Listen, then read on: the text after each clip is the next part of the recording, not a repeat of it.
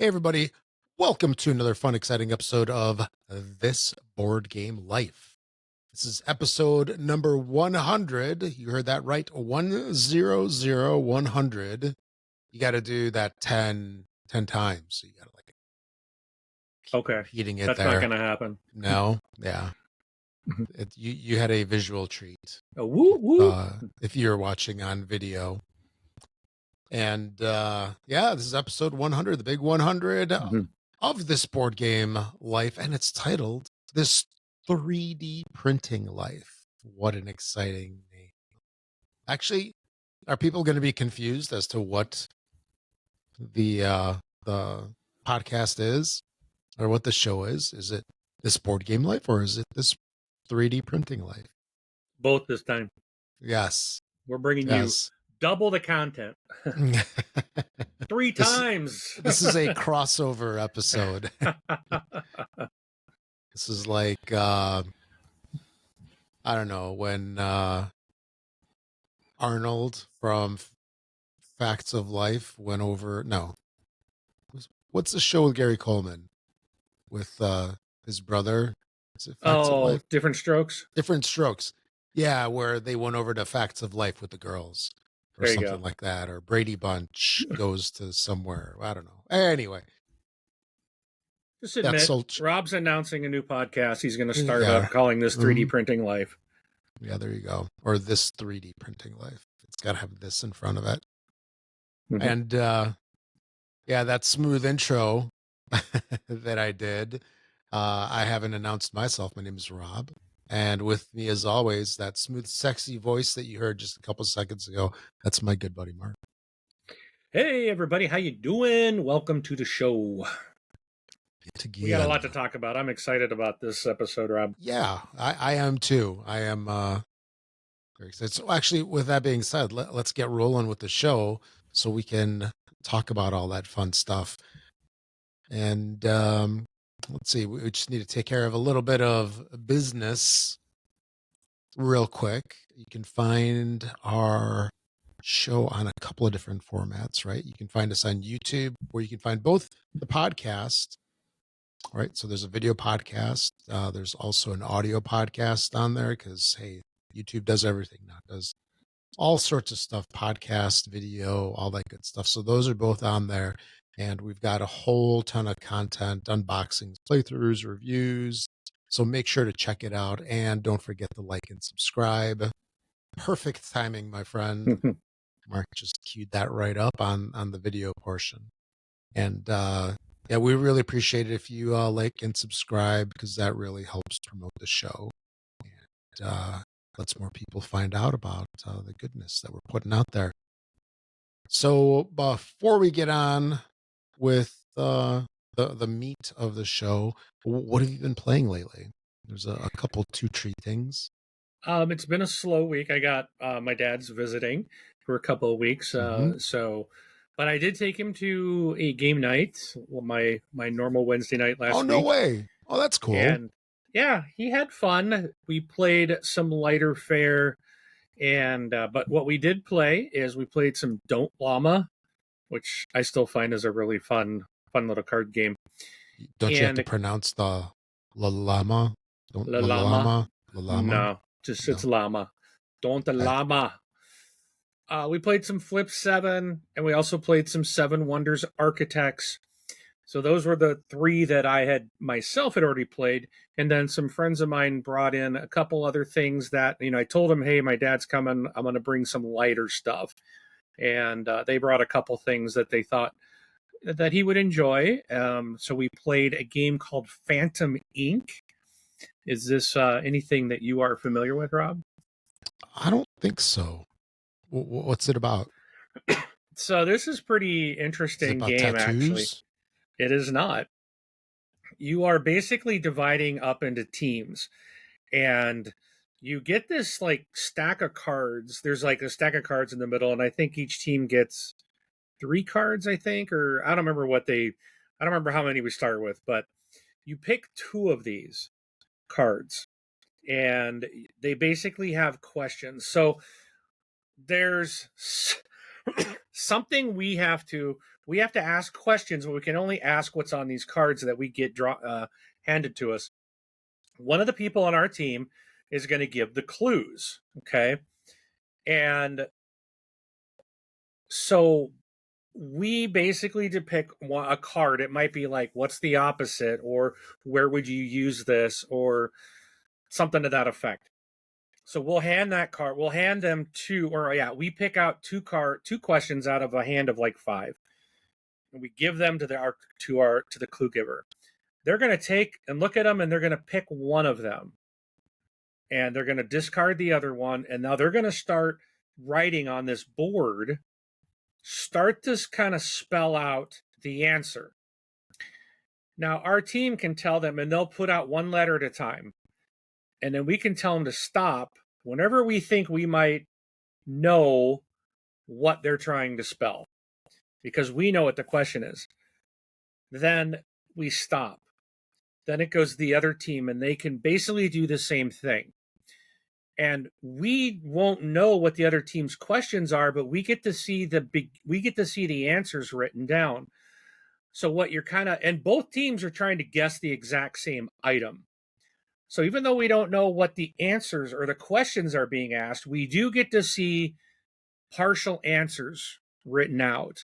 So you're trying to kind of figure out, based on what you're thinking, and you're looking at their answers, trying to see, did these things kind of line up? And then the first team that can guess correctly wins. And it's very interesting. This was a lot of fun, but man, it was a lot of fun. It like was hurting my brain trying to think like what are, like, you're looking at a couple of letters on the other side, you're like, okay, what is SC? Like, what? That means nothing. And there, at certain points, like, we can add an extra letter to a clue given on our side or on their side, and so we might pick one, like, we really don't know what this is, and we can talk amongst ourselves, but we're really, like, both teams were like using their phone, like typing things in a notepad, because you can't talk out loud because the other team's going to hear you. So we're kind of like, pointing like this and typing on our phones, like, do we think this is that? And it's a lot of fun. It's really neat. So that's Phantom Inc. A team-based. Let's see what they call this. They say you've got two let's see, what is it? So their thing is, renowned mediums are competing to figure out a secret object and prove they can connect with the world beyond. The first team to figure out the secret object wins. That's their kind of tagline. So, okay. But think of it like 20 questions, but you're only asking one question at a time, but your team is not saying it out loud. Yeah. So the other team, you always get to see what the other team's answers start to be. But again, they could put one letter down and they're going to be like, stop. Okay, this is in line with what they were thinking with their question. And I'm like, okay, what does the letter S mean? That's meaningless to our team because we don't know the question. Yeah. So yeah, it was a really cool game. Actually, what's interesting is I just pulled it up. This game was a SDJ recommended game last year, and it's also a Mensa recommended game. Oh, yeah. But then with a weight of 1.19 out of 5, you struggled with it. No, come on. I know, I'm teasing. It's not a hard game. The weight of the game is not hard. No, I got to defend myself now. But guessing words to very little clues, or being forced to ask that's certain questions that you may not ask, and you're like, well, like what was, like, we've had some where, like, we think, okay, this might be helpful, and our clue giver's like, this is not helpful at all. Well, we don't know what it is, So it is an easier game to learn. It's pretty easy to learn, but it's if you like word games, this is like awesome. If you don't like word games, then stay away from it. But it is an easy game for people to pick up, and I mean it's ages 13 and up. We've had a couple, like, our first 2 rounds went real quick.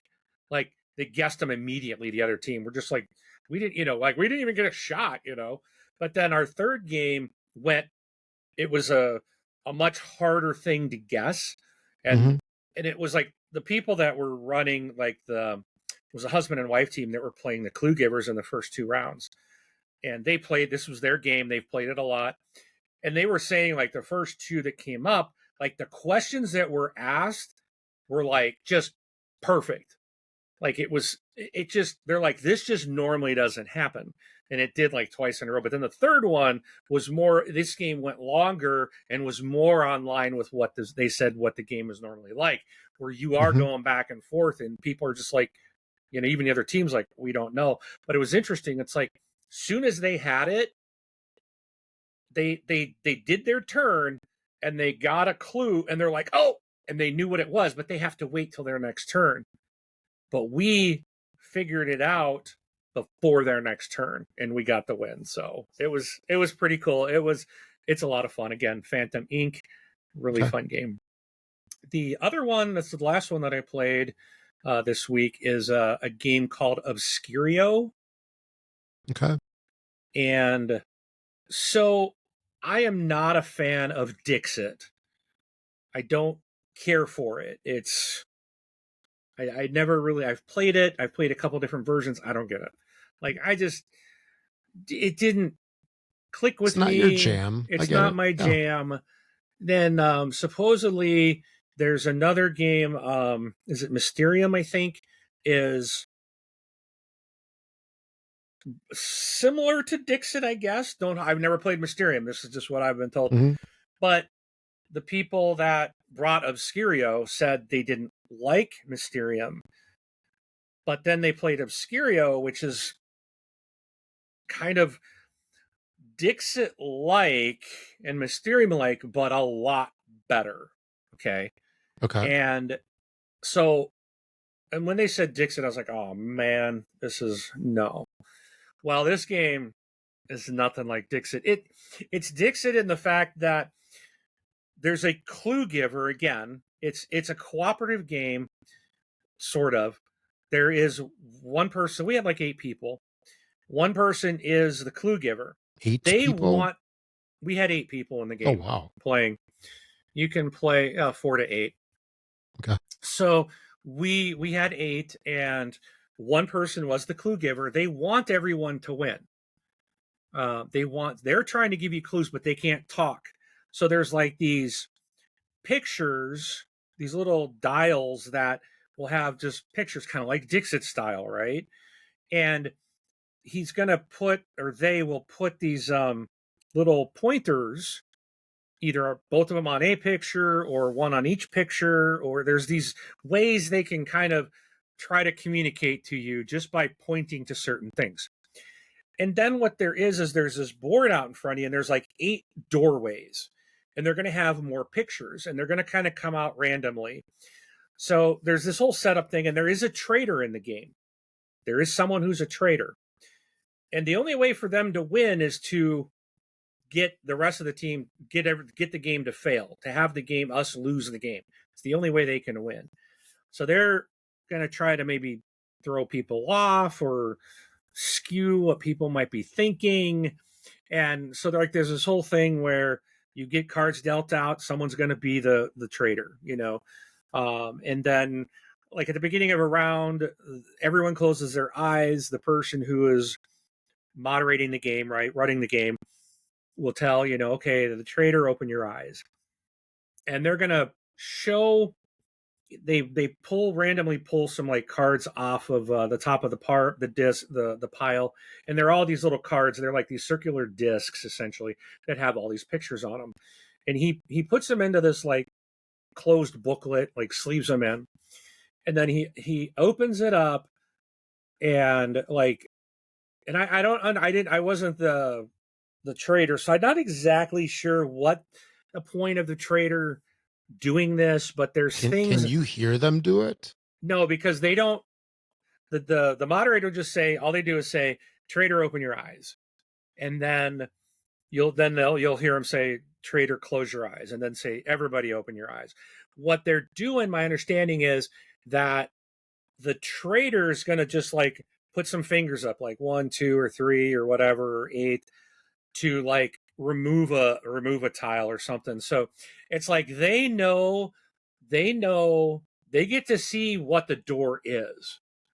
Okay, they know, so they'll know which door is the winning tile, that we all, because we all have to basically, someone has to pick the right door for us to move out. And for those that didn't, you lose these little pieces off the board, right? And when you Mm-hmm. lose all the pieces, the game's over. So basically, it's like you got so many chances to get out. And then, so if everybody, like, if we have 8 players and there's 8 doors, one of them's a moderator. So now you have 7. You can, like, well, you could just put someone select all 7 of the 8 doors. Odds are you're going to get out. The problem with that is everyone that was on the wrong door, there's those pieces come off the board. So you really want as many people going out the correct door as possible to save your pieces. And the easier games, you get more pieces. Now, we did win, but had we been playing hard mode, we would have lost, because we looked at how many pieces we lost. And then we looked it up at the end and say, oh, in a hard game, you would start with this many, which we lost more than that. So, but so the trader knows which tile is the proper door, and so that way they can try to skew things. And there's other things I think they can do to have, like, certain tiles removed, so they get to look at it and they're looking at the clues that they gave. So they might want to throw some things out. They can't throw the original door out, but they can throw other things that might they might want to find stuff that might have more objects in it, that, like, what he's pointing, what the person's pointing to. So, like, if they're pointing, say, one of them's pointing to a sword and one's pointing to a statue, if the door itself is the only one that has a sword or a statue on it, they might want to trade some out and see if they can get other doors that come up that have those objects, to try to get more people away from the door, right? If that makes any sense. Mm-hmm. And then, but what's kind of neat about this game is that there are rules, or traps. They're called traps, that start out. And so sometimes, like, there's like a couple of filters. One's a red, one's like this, got this white stuff all over it. So you might have to put a red filter over the picture, and it obscures basically all the color. So you can't really look at it. You don't know what, if if the person's pointing at a color that might represent the proper door you're trying to go to. The one with the white thing just, like, obliterates, like, it might cover up what they need to point to. Sometimes there's rules where they can only put the pointers on one picture and not the other. There are rules that none of the doors are faced up when you start, and you have to reveal one door at a time. And then there's, like, this timer that's going, and if everyone doesn't pick a door by time the sand timer runs out, then there's, like, another trap that comes in on the next game. So it's like you want to try to get through quickly to avoid getting additional traps in the next round. And there's all kinds of traps that are just crazy, like, just awesome. Like, I'm like, this is fun. This is really a fun game. Again, this is Obscurio, and I'm sorry, did I say that? Yeah, Obscurio. Yeah, that's right. And again, it's an easy game. The weight of 191. It's very easy to learn, very easy to play. But again, it's not necessarily an easy game to win, Mm-hmm. because if you've played Dixit, it's very abstract. Like, you're trying to point to things. And sometimes our guy who was trying to get us to win, he's like, there was nothing for me to point at. Like, nothing out there, none of the doors, like, the 2 clues he had, nothing really matched. There was nothing he could really point to, so he had to kind of get very abstract about it. So it's a really fun game. Really did enjoy this one as well. So very nice. Yeah, I remember when this game came out a couple of years ago. It was always intriguing, but it's one of those games that I don't say aren't really 2-player friendly, but they're really geared towards more players. So it's nothing that I ever really, like, dug into. yeah, but that's what I played. Okay. And real quick, in the hotness on BGG, the number 2 and 3 games are Carl Chudik games. Just saying. All right, so stop shaking your head. I'm not saying a word. And number 1 is Blood Rage Valhalla, which I didn't even know was coming out. They snuck that out. So it re-implements Blood Rage. Just saw that. That was interesting. Anywho, all right, let's hit the news really quick, and then we'll get on with the main part of the show. But before we get to the news, just want to let you know a couple ways that you can reach out to the podcast. You can go out to our website, thisboardgamelife.com.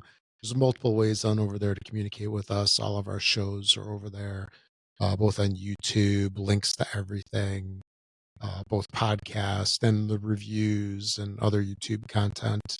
There's a voicemail widget on the right-hand side of the screen you can use to leave us a voicemail, or you can always contact us by emailing contact at thisboardgamelife.com, as well as commenting on any of our other stuff on YouTube or on BGG, etc. So that answers that.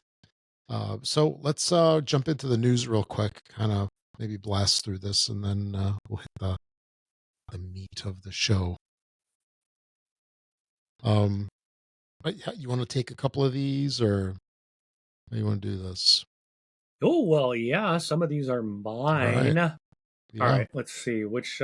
So, real quick, because we got a lot of stuff we want to talk about on our main topics. The if you're a fan of BGG, Board Game Geek, Rob and I love the Gen Con preview that W. Eric Martin does, and he has now published the Spiel SN25 preview. So you can go out there and check that to see what kind of games are going to be there. These companies will let him know what they're bringing, what's going to be available for demo, what's going to be available for sale, things like that. So you can kind of look through these lists and plan. If you're going to Spiel SN25. Actually, you don't have to go. You can still, enjoy that list. Yeah. See what's new and exciting. If you're going, it's really fun. It can be helpful to kind of make sure these are the things that I want to maybe check out, or, ooh, this is going to be there for sale. Maybe I better get on that right away. So it's a very helpful list. All right. What is next? So that list, by the way, is up now in July, right? July 8th. And the show is like in October. Correct. So it's not going to be complete. Yeah, but still. Even the Gen Con list is not complete. Yeah, it's up, 4 months early, right? It's a little early, yeah. No, 3 months. Let's see. Spiel is October 23rd to the 26th. Yep. So 3 months. Time flies. A little over 3 months. Yep. Yes, it does. So, all right. Next. Let's see. I think. Oh, you just had that. So I got the first 4 here, don't I? Okay. Yep. All right. So the next one is Luma Imports is taking over where Flat River Group left off. So in mid-April 2025, there was, obviously the talk about tariffs on goods entering the U.S. The Flat River Group had paused all game production and imports that it oversaw. And at the time, Flat River Group basically said all of their import business and game productions are on hiatus. And they described themselves as an e-commerce distribution partner, providing drop shipping service to its clients. And my understanding is they partnered with a whole bunch of companies to kind of handle distribution to some degree, promotion, that kind of stuff.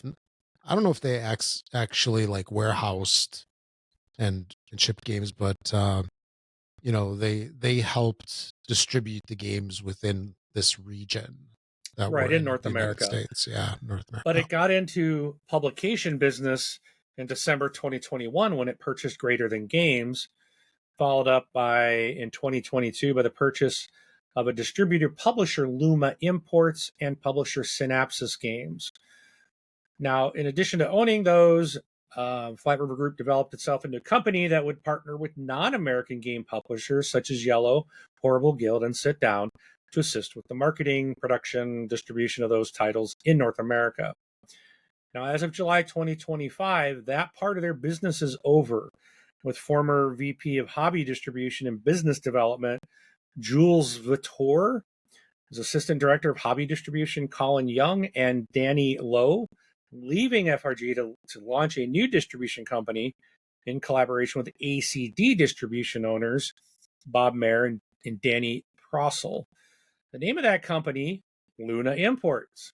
Yes, the former brand has returned, which is perhaps maybe not surprising since Jules Vittor had founded Luma and was still company president at the time of its purchase. So kind of let's see, this is too big of a quote, but Luna, where did it go? So they're reviving the Luna Imports brand. They will operate under the ACD umbrella, providing publishers an alternate on-ramp into U.S. hobby games distribution. Sales and marketing services that were offered at FRG will continue, collaborating with FRG for support on e-commerce channels to ensure success for current partners. So, yeah, I don't know. There's just another kind of a change with all these things going on. There's more changes, but essentially, it looks like whatever Flat River Group has, stopped doing, the Luna with working with ACD is going to still basically take that over. So we shouldn't really see any loss of games coming into the North American region. Yeah. And that's good. And ACD's like a really big name in distribution. Wait, what did you say? The guys who founded ACD joined Luma? Is that how it goes? See. There was a lot of names and a lot of. Okay, hold on. So yeah, because I think you mentioned like two of the two guys that started it. So or something. ACD distribution owners was Bob Mayer and Danny Prossel. Okay, so that's the owners. That's the owners of ACD distribution. Yeah. Okay. Now, Flat River Group did cancel its booth at Gen Con, but both Luna Imports and Synapsis Games will have a space at the show, booth 3039, if you're going. And it says it's about the farthest possible from the main doors of the exhibit hall. It's not going to be stuffed back in a corner, but they're there. That's going to be good. Yeah, that's the one all the way on the end. Yeah. Because it starts with 100 over, I'll call it by the left side. So when you're looking at the hall. And they're going to share some more information about their import structure, Synapsis operations, and publishing partnerships in the coming weeks. So we may have more around that. Okay. Another news item about changes in the gaming world.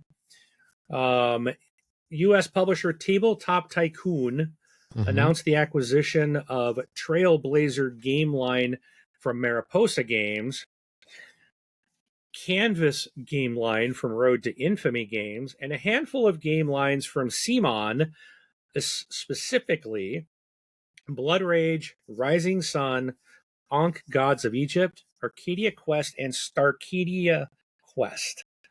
Okay. On July 7th, Tycoon Games, the new name for Tabletop Tycoon, announced that it has acquired the Gamelin Games brand, including Tiny Epic and Heroes of Land, Air, and Sea Games, game lines, both which are created by designer Scott Alms. So there's a lot of changes going on in the industry right now. But what I'm really happy to see is these, other companies stepping up and picking up some of these brands so we don't lose them. And I do hope like Compile Main 2, which is supposed to come out this year. I know that was Greater Than Games and they got shuttered. So I'm hoping that gets picked up and someone still publishes and distributes that. So just some names to, publisher names and stuff are changing, and a lot of acquisitions. Yeah, and I just looked up Blood Rage Valhalla, which is published by Tycoon Games. It's going to be a 2026 release. So yeah, Tycoon Games is they've been busy lately. From the ashes of Game Salute, which is what they were years ago. All right, and my last thing is French publisher Catch Up Games is going to release a tiny expansion for Castle Combo in November of 2025. It's called Chateau Combo to the Dungeons. This is going to consist of only 12 cards, with some featuring a padlocked effect that you can unlock by spending a key, thereby delaying the effect until it helps you the most, such as the couple that they said, such as the one found below, but obviously I'm not showing that. So, but yeah, you're going to have a couple more options to get cards, and some that you can trigger when you wish. So it'll be interesting to see how that works out. Castle Combo is a really fun game. I finally got to play that recently, and I really did enjoy it. So I will be happy to pick up a little 12-card expansion. Okay. All right. Then a couple of game releases that are coming out sometime in the near future here. I thought I'd mention this one because this is one of the early games that I remember in my journey into this board game life. And that was Corkle, of all things. So we used to play Corkle a whole lot. And this was an SDJ winner back, I think like in 2011. Yeah. Yes, in 2011. And it's a game that I haven't played in a long time. I really kind of wore out on it and struggled with the colors on it as well sometimes. But what's interesting is that Susan McKinley Ross, who is the creator of Corkle, is teaming up with Reiner Knizia, of all people. I think you might have heard of him. Yeah, he designed a couple Two Tree games. I don't know where he finds the time to do all this stuff, but anyway, they're coming out with a new version of Corkle called Corkle Flex. And it's going to be released by Mindware, I believe, later this year in August, actually. So coming up next month. And this is a little different, they say. They say here, take your Corkle strategy in a whole new direction. Tiles with 3 different backgrounds create surprising opportunities to score diagonally. So a little bit of a different take on Corkle. So I know a lot of folks really like this. This thing was sold everywhere. There's a bunch of different versions of it. And so now maybe this is like a sequel or a successor to it.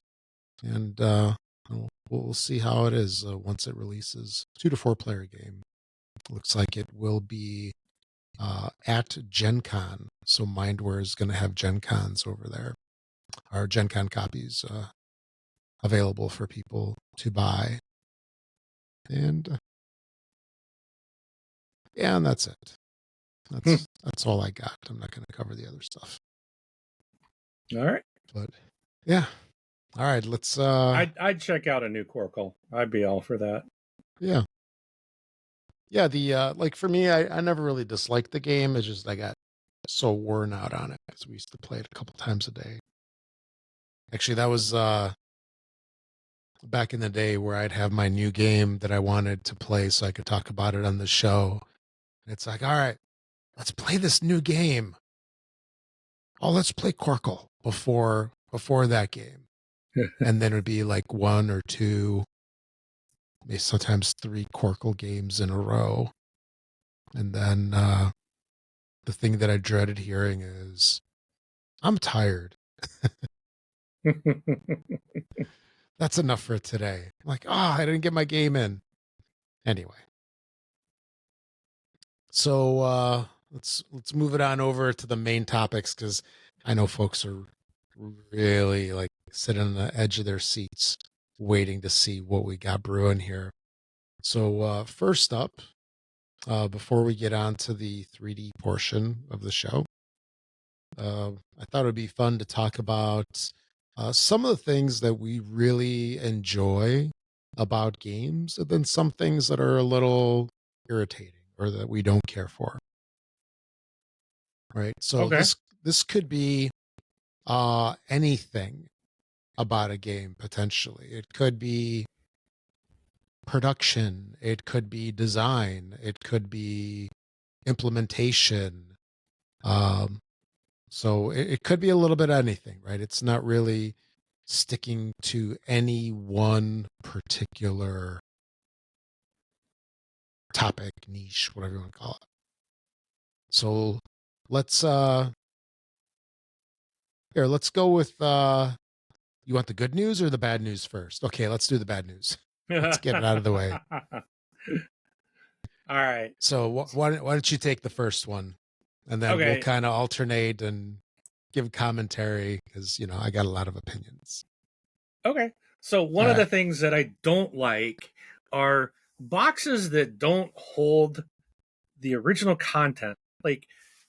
And I'm not talking like, I get it if you got an expansion that it doesn't fit. I get that. It's shipped in a different box, but when you buy a game, and I'm talking retail versions that you will buy, and you punch stuff out, right, which should leave you more room, but so you got rid of the sprues. You right? Put the game into whatever, right? However, whether there's an insert or whether there's not. Mm-hmm. And usually if there's an insert, not always, usually it will fit. But what irritates me is, especially when you don't have an insert, I am annoyed by that. But when you have just an open box and the content doesn't fit without that lid lifting, like it doesn't shut completely, and it absolutely drives me up the wall. If it does not fit, you must have quit trying to fit it. There you go. Like, it's just ridiculous. It's so annoying, dude. So annoying. I get it. I get it, because there's a lot of games where if the lid doesn't fit snugly, well, not snugly, if it doesn't go all the way down, then the box tends to separate. The lid tends to move on the shelf. It tends to move off, because I've got a bunch of games that are like that. Yep. Where you pull it off the shelf and then all the stuff's fallen, and it's, now you got to reorganize everything to be able to sort of fit the lid back on. Yep. How about those? Or buy straps. Mm-hmm. Like, come on, I shouldn't have to buy straps to hold the game together. Like, how did you make a game with components and put it onto a box that it doesn't hold the original content? Yep. Like, that's really poor planning. Really poor. No, I get it. Oh, absolutely. How about those games that, you get them in the shrink, and then you see that like the lid is a couple of millimeters off the bottom? You know what I'm talking about? Usually, though, it have a lot of cardboard that once you punch, it's gone. Right. Usually. And then it does fit. That is not always. That is the big. That's like the big gamble there. You're looking at them. You're like, are you going to close? Are you going to close? And then you put that lid on. Oh, and then it's like a perfect fit. But it's worse. That's very satisfying. Yep. When it's new and shrink and there's no lid lift. And when you open the game and you punch it and you put everything back then there's lid lift. Mm-hmm. It's like, what? I removed content out of here. Yeah. But No, it's not designed to fit in the box. It's ridiculous. So yeah, and there's one game, I think it was the White Castle.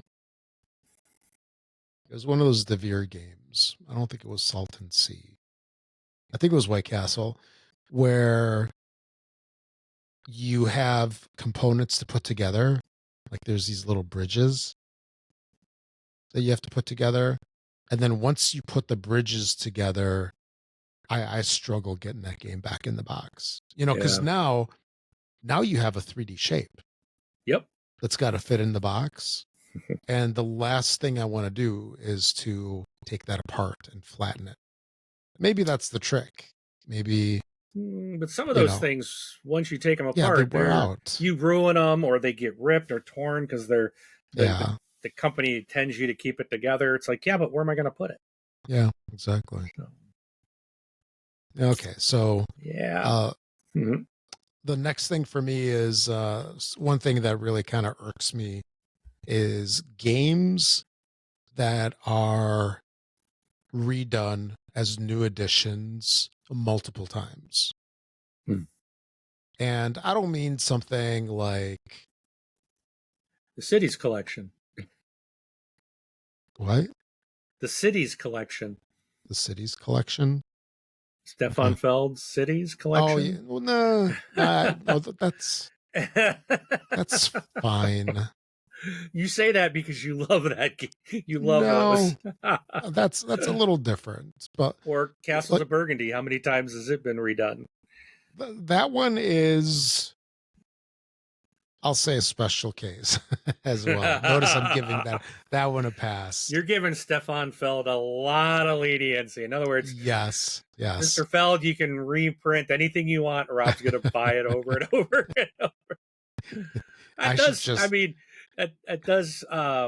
That's a compliment because his games you love his games so much that you're just going to keep buying them. But yeah. But I mean it in a different perspective a little bit, and that's where I'm teasing. Yeah. No, I know. What I mean with this is where, like Castles of Burgundy is a little bit of a different case because there was the original one, and then they came out with the anniversary edition, that's fine. Anniversary editions they're okay. And then there was the deluxeified special edition. That's okay. But there are some games, like, for example, what's a good one here? Like an example would be Fantasy Flight with Descent. So they had a game called Descent that I bought years ago. It came out in this huge box. They had tons of expansions for it. And then they came out with Descent 2. And they had an upgrade kit. And it changed the rules a little bit. And I think that was the one that also started with an app. I don't remember. But then, once you got going with that, then they came out with a third version.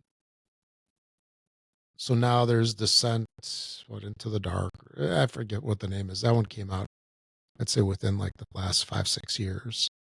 So here's a game that keeps getting redone, and it's different enough. And that is like really annoying to me. Another one is, what the heck was it? It was a Portal game. Portal Games game, where they kind of did the same thing, where it just basically, okay, here, we had the original release. Now we've got a brand new version of this whole ecosystem. The rules are changed. It's like that just irks me because I feel like I got an inferior product, or it's not good enough. Maybe there were problems with it. It got released too early or something like that. It's like, I would almost rather have it be a totally separate game. Like, for example, if Descent, and I know this is like stupid, and it's just a mental thing for me, but if there was the original Descent, coming out with Descent 2.0 is worse than coming out with the same game with a new with a new name. You know what I'm saying? Yeah. I feel cheated, and especially if it's a big ecosystem, man, I'm gonna struggle to. I don't want to rebuy everything. So yeah, that's one irk that I have. How about you? What's your next one? Okay. Oh, gotta find my happy place. Oh, deep breath. Oh, deep breath. Woosah. You got to tug on your ears and go woosah. So I really despise when I get a game, I open it up and I break it out, and I'm learning how to play, and I like, and I find out that I can't play the game because it's missing pieces. There's components missing. And for example, Arc Nova, when I got my copy of Arc Nova, there was no the blue player, there was no pieces for the blue player. So I could play the game, but not at was it 4 or 5 players, and I couldn't play with the blue player. So I again, the company solved it. I reached out, requested it, boom, no question that they sent it to me, right? Didn't charge me nothing, I mean, I appreciate that. That's very, very important that these game companies do take care of it when you get a game and it's not complete. I had fromage, and one of the pieces were like printed backwards, like, so when you put it in your cheese slice, you don't see your character, like it's backwards. So they fixed that. But what's really aggravating is when you crowdfund a game and you've looked at it, and then you get the game, and then you're reading the rules, and it says you're supposed to have so many pieces, and you're like, I'm missing some pieces.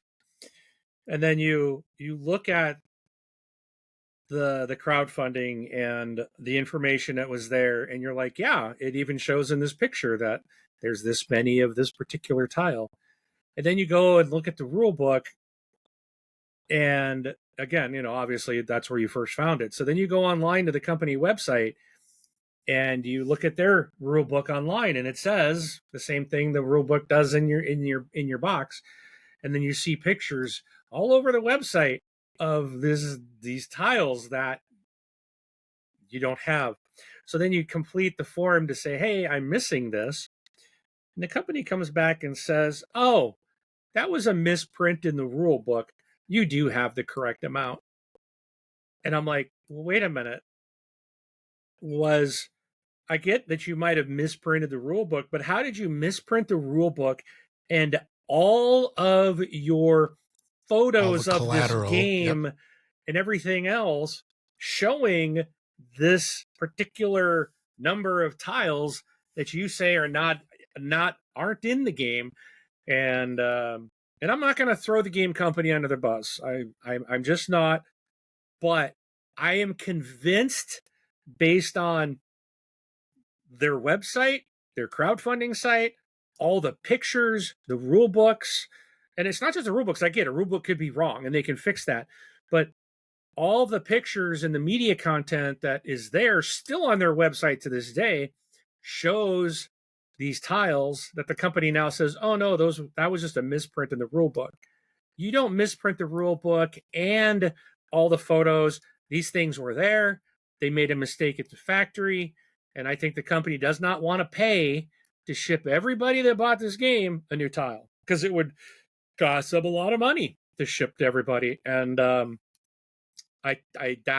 really irritates me.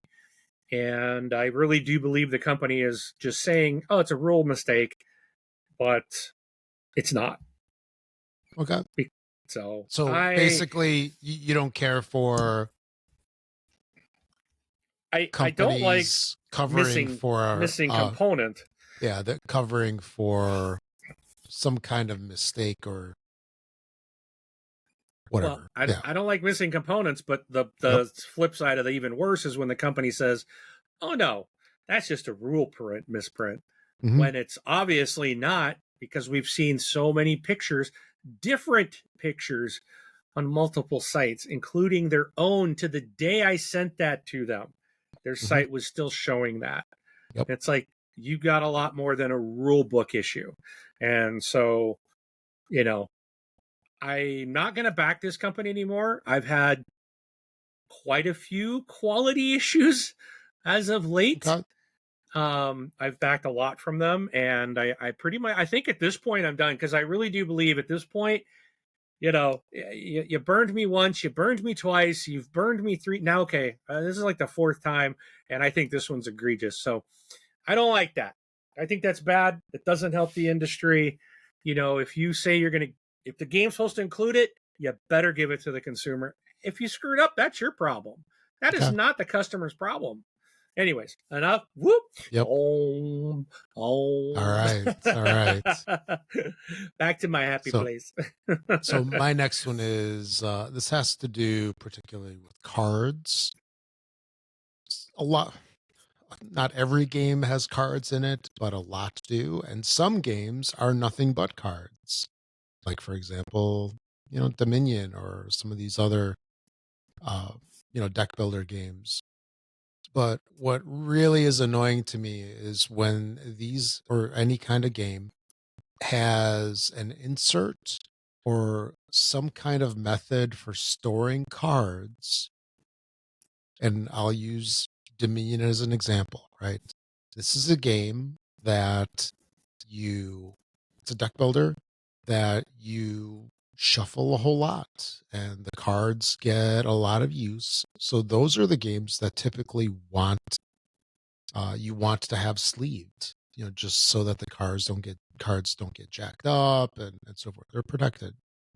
And what really irritates me is that when you have these games that I'll say the publishers, designers, whatever, can pretty much expect a fair amount of people to use sleeves with, and then the inserts or the box is not sleeve friendly.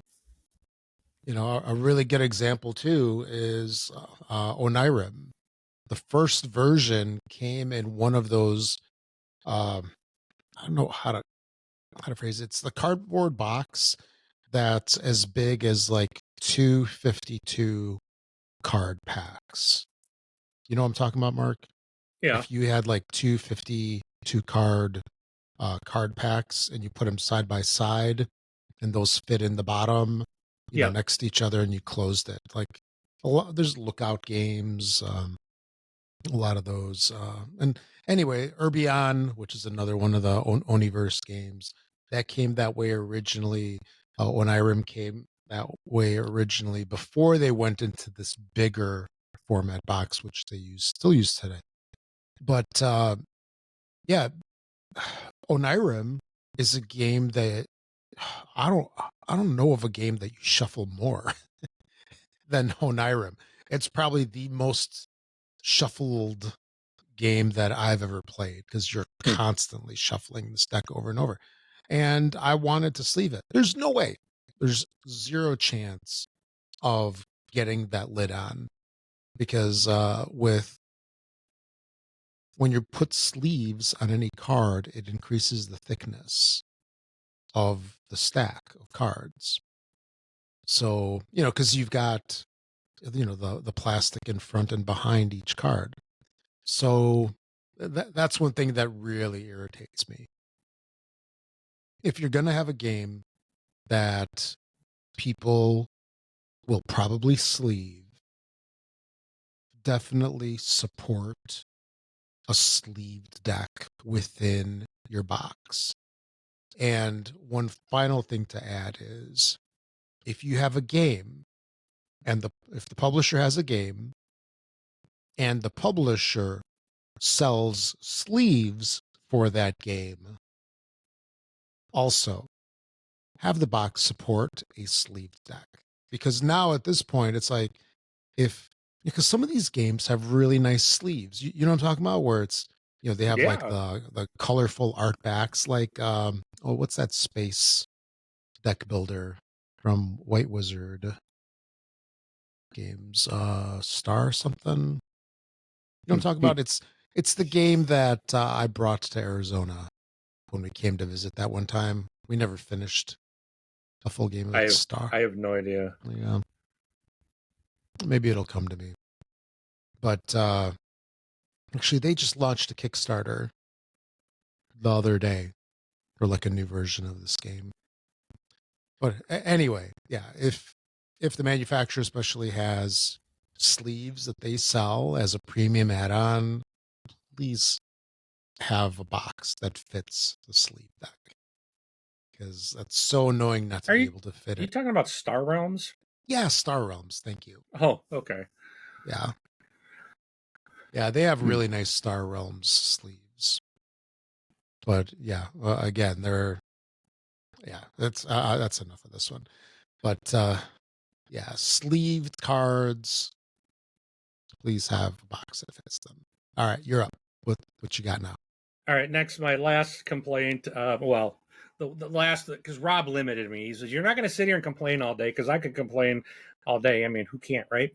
But Yeah, complain I to your got teddy I bear. got some good Yeah. stuff, you know. But my last complaint is crappy components, specifically really, really cheap or thin cardboard. I have one on my shelf that I've replaced with plastic upgrades because, like, even punching it, it was like you were punching like toilet paper. It was so thin. It was crazy. I'm like, come on, and we talked about this in the show. And back when we got this, this was like last year, Gen Con. I think Rob got the game, and then I got it later. And it was Comic Hunters. And it was like, how is this so bad? Like, you It's a could have bought a $25 little bit. game. I'm sorry. Yeah, I need more than a Yeah. piece of toilet paper, for my little cardboard and my stuff. So that's just ridiculous. I expect a little bit better. I at least expect your generic cardboard punch that's a little bit thicker, a lot thicker than what they give you in that game.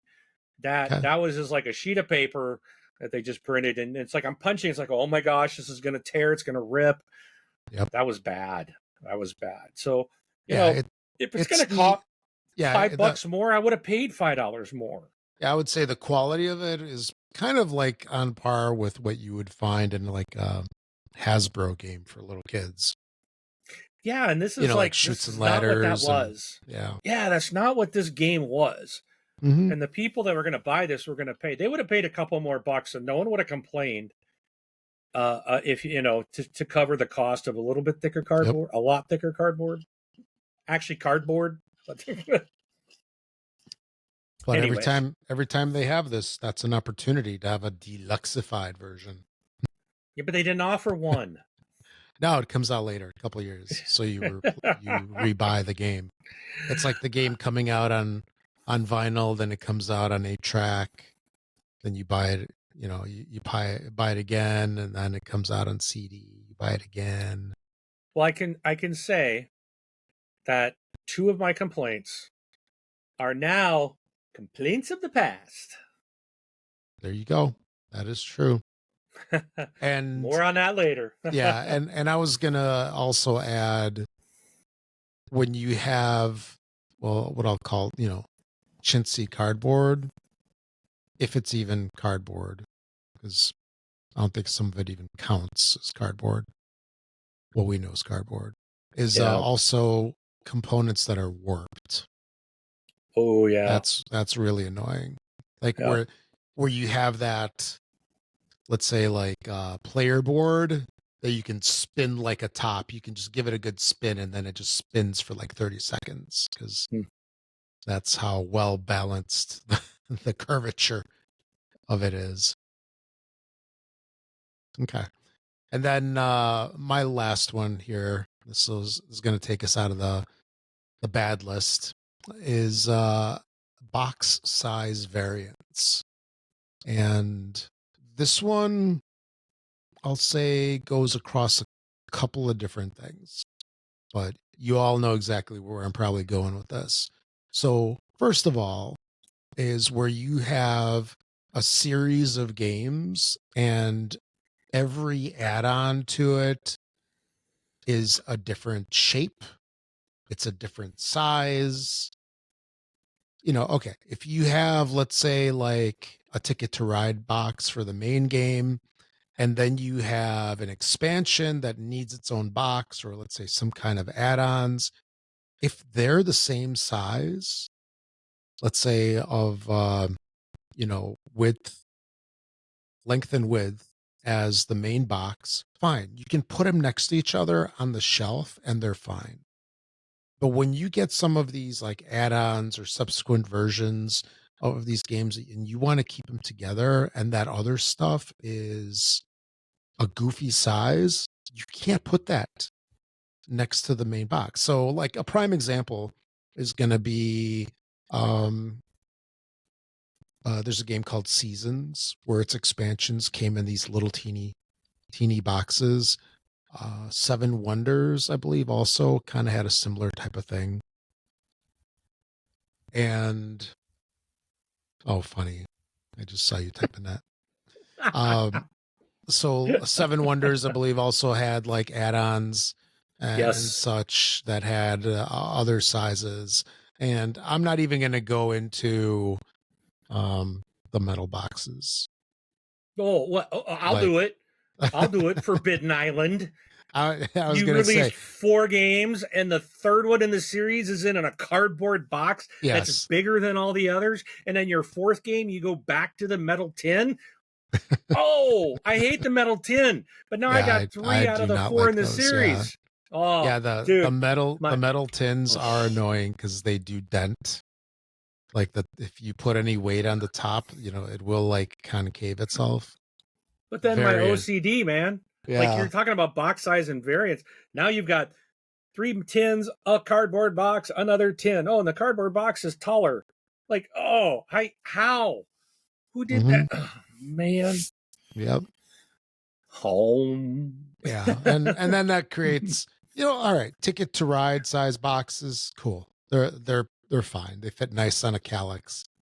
And then when you have what I'll call the Aaliyah sized boxes, the ones that they use in a ton of their games, fine. It's kind of like a common standard. Then there's like the smaller Aaliyah size that some games were using for a while. That's like the bulk of them, right?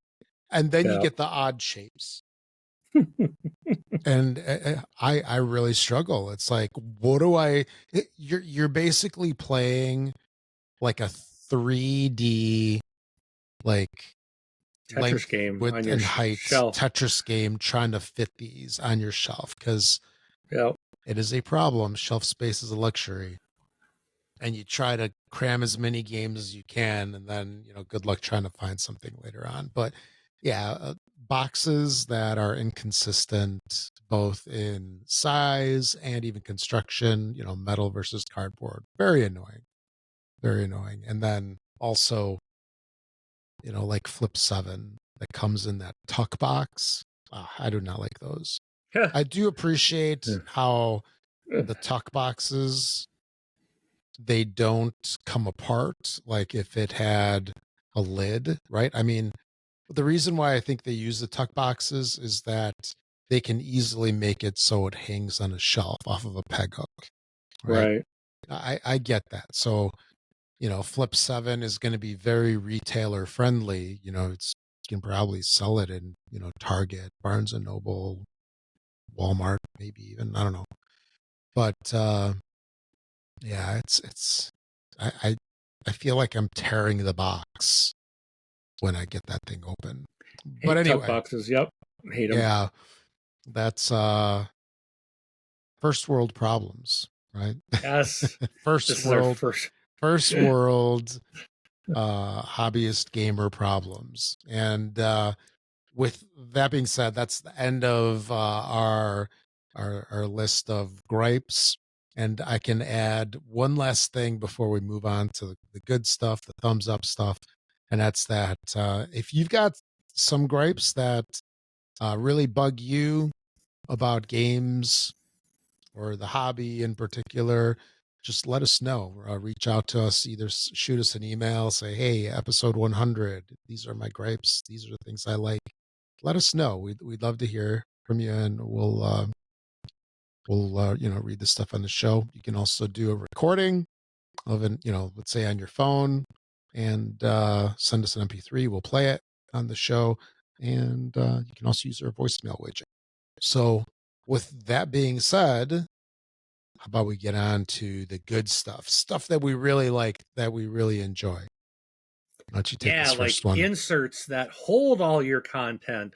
And not only do they hold all the content in the game, plus sleeves, if they give you, like Rob said, if you're going to sell me sleeves special for the game with all the art and stuff on it, your insert should hold that. But also thinking ahead, and if you've got expansions, making room in that box for future expansions. And I believe it's Unstoppable that has done this recently. And I remember when I opened it up, there's like foam in the blank spots so that it'll hold your current stuff, but there's room to pull the foam out and put the expansion content that they're planning to release. I think they got 2 or 3 planned to come out this year. Like, it will all fit in my main box. They thought about that. They knew what they were doing. I was so impressed that there was places already prepared for holding future expansions. Thank you so much. Thank you, thank you, thank you. I was very happy that you made this consumer very happy. And I will buy the expansion content because I got a place to put it. Actually, you know what you're supposed to do? So, like, for example, if it looks like it can hold maybe like 2 expansions worth, what you have to do is, as soon as you get like the game of Unstoppable, you open it up and you see those spaces for it, you need to roll up some money and just tuck it in there for when the game actually, releases the expansions. And now you Then got your money. exactly, yeah. You can buy it. You're all Yeah. set. Yeah. Nice. All right. One thing that I really appreciate, and unfortunately, it's not too many games that have this, but when the games have some kind of, especially when they have some kind of elaborate um, tray system for storage, have some kind of either instructional video, have some kind of insert, have a portion of the rule book that just tells us where to put stuff. Because a lot of times Yes. these inserts are purpose built. The designers had a certain intent of, or the designer of the insert rather, had some kind of intent of where the stuff would go. Just let us know, because I really, so I like punching games. It's sort of therapeutic to sit there and kind of look at everything, punch it out, sort it. The thing that I really don't like is trying to figure out where stuff goes. That just Yeah. drives me bonkers. That is not therapeutic. That's annoying. Then you're The trying to opposite. look up. Yeah, You're it's trying the to look up opposite of that. Yeah, a video or a PDF of something that someone's done, going, "Hey, here's how I put it together." yeah, That's exactly. annoying. Like, there are some games where people have actually created whole videos, like 20-minute videos of how to get everything back in the box and where it goes. Castles of Burgundy Special Edition. And yeah, I just appreciate seeing where the stuff goes. And also sometimes when there's multiple trays, like let's say if there's like, different game trays of different sizes and the stuff needs to be stacked. Yeah, just show us how it all goes back together. It Yeah. doesn't take much. You can even do a QR code. I'll go to the website. It doesn't Yeah. have to even need to be like a sheet of paper or part of the rule book, just as long as there's something that tells us where it goes. And, It that, is not always obvious. no, yeah. No. So, All right. What's your next one? I love a rule book that's large enough to read. My old eyes, I can read it. And I love when they have examples. So when they tell you something, Oh then they yeah. show you on the card and they're pointing. Illustrations. Yep. Yes. And the best part of the rule book that also I love, which even more than the examples, is a page or an area dedicated to setup. So first of all, like the components, listing the components, and not just a list, but showing them with their name next to them. That is huge. Then having, here's how to set up the board. Some of these games, like, okay, here's how to set up the board, and then say this goes here, and then you have like item number 1, and then you have a picture of the board, and it goes item number 1 goes here, 2 goes here, 3 here, and the player setup same if they have a player board, letting us know where everything goes. Just speeds up setup, especially the first time when you're trying to learn it. So some of these games are big, have a lot going on, and I'm really happy when I get a good rule book that helps that process, just makes it so much easier, just takes all the guessing out of it. Oh, absolutely. And especially when they show, like when you have, this massive deck of cards, and then you have to split that deck into, I don't know, 4 different piles because, one pile might be events and then the other might be like treasure. Then something else is like power up cards or something.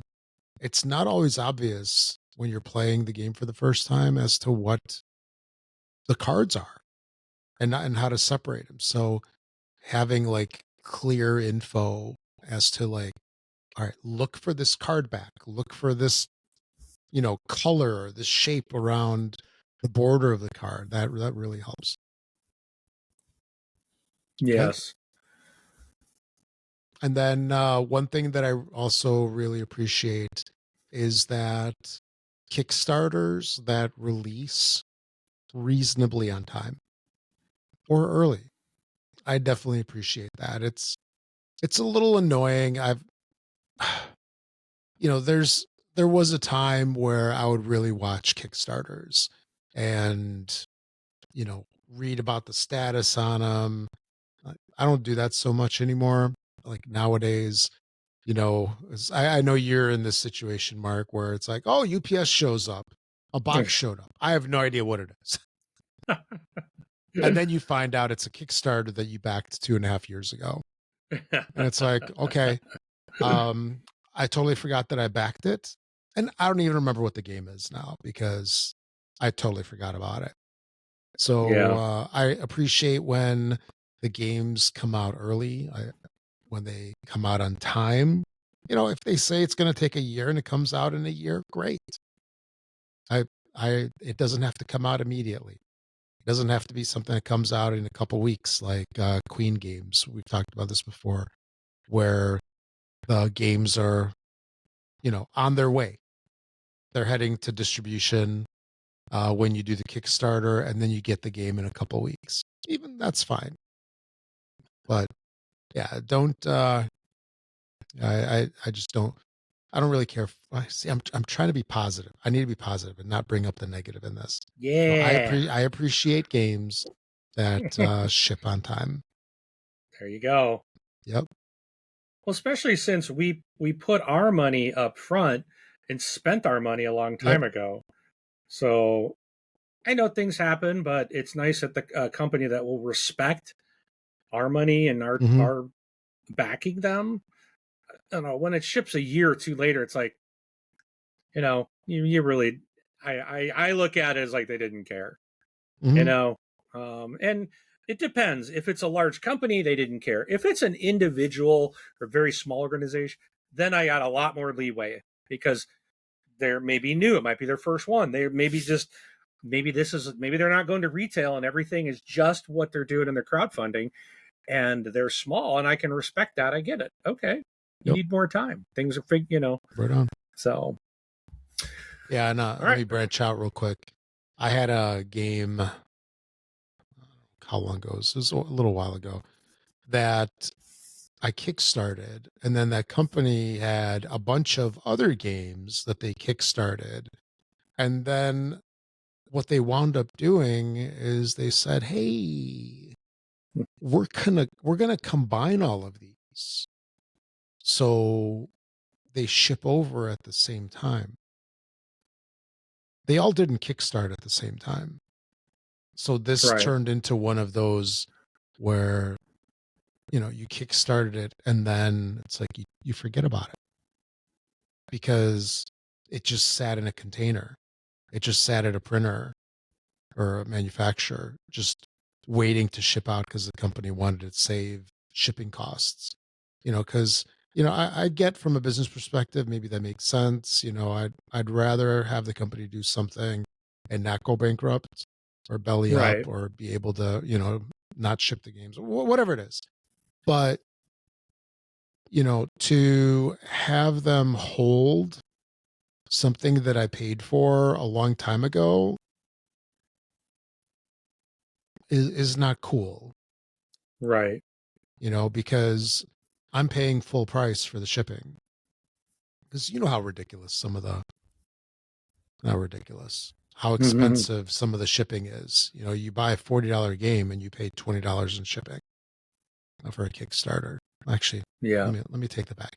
You're not buying a $40 game. You're kickstarting a $40 game and then you pay $20 shipping. So now it's a $60 game. But anyway, all right. I don't want to derail this too much. So, yeah, I appreciate Kickstarters that release reasonably on time or early. What you got? All right. So my last thing is amazing components and table presence. And I can't help but think of Skyrise. Oh, yeah. Or Thunder Road Vendetta, or like those two are the ones that come to my mind the most, like especially Skyrise. Just and I'm talking like with Skyrise, I'm talking not the retail version, but like the premium edition. This is with, the really beautiful sculpted buildings that are different for every player. Like it's not just a different color with every player. Their building architecture is also different and it's unique. And it's just like when this thing is on the table and everyone has their buildings out there, it is absolutely gorgeous. Yeah, it looks and cool. People are always like, "Ooh, what is that? What is that?" It's just, yes, I love that. Yeah, Skyrise took a page out of the Santorini book in terms of looking kind of neat on platforms. Yeah. And then my last thing is games that are colorblind friendly, where they have been made with at least some kind of, adherence to make things a little bit easier for folks that are challenged with the colors. And there's a number of different ways that companies can do this. They can put shapes on the pieces or the cards. Because we see this in a lot of games. This is one great way that they do it. Where, let's say, if you have faction cards of different colors, then they might have diamonds on one, or they might have squares, circles, different geometric shapes, or other methods, crosshatches, whatever it is, to help folks differentiate it.